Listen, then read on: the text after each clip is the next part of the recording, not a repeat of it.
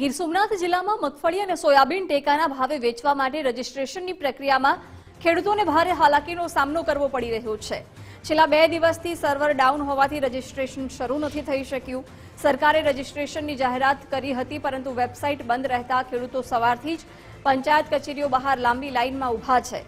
10:30 વાગ્યા સુધી પણ પ્રક્રિયા શરૂ ન થતા ખેડૂતોમાં રોષ ફેલાયો છે। ખેડૂતોનું કહેવું છે કે વેબસાઇટ વારંવાર બંધ થઈ જાય છે, જેના કારણે તેમનો સમય અને શક્તિ બગડે છે। ઘણા ખેડૂતોએ જણાવ્યું કે અમે 2 દિવસથી ધક્કા ખાઈ રહ્યા છીએ, પરંતુ રજીસ્ટ્રેશન થશે કે નહીં તે નક્કી નથી। ખેડૂત આગેવાનોએ સરકાર અને કૃષિ મંત્રીને વેબસાઇટની સમસ્યાનું તાત્કાલિક નિરાકરણ લાવવા અપીલ કરી છે। ખેડૂતોએ સરકાર પર આક્ષેપ કર્યો કે ખેડૂતોની વાતો તો ઘણી થાય છે, પરંતુ ટેકાના ભાવે ખરીદીની વાત આવે ત્યારે સમસ્યાઓ શરૂ થાય છે।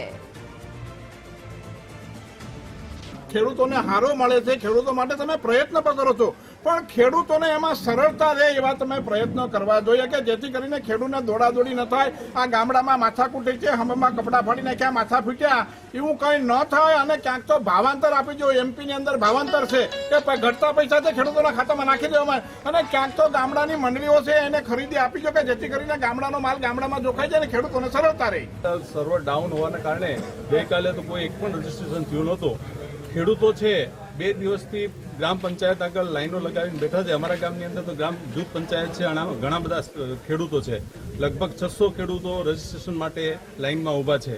પરંતુ આજે હમણાં થોડીક વાર માટે ચાલુ થયું, પણ પાછું સર્વર ડાઉન થઈ ગયું છે, સ્લો હાલે છે, સ્પીડ નથી આવતી।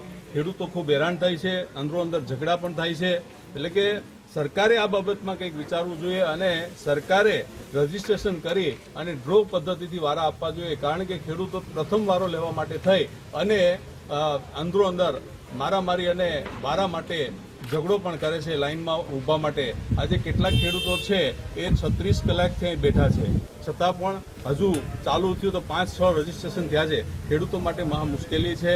તમારું આ રજીસ્ટ્રેશન છે, સરકારીએ ખેડૂતોને સારા ભાવ આપવા માટે યોજના કરી, તો આ ચાલુ નથી થયું। 1લી તારીખના ખેડૂતો એમને રાતને દી બેઠા, ના એટલી ભીડ છે અમારા ગામની પંચાયત કચેરીમાં કે આમાં ખેડૂતો બિચારા આમાં ઘર્ષણ કરીને એકબીજા વાદ વિવાદ કરે, ગાળો પર બોલે।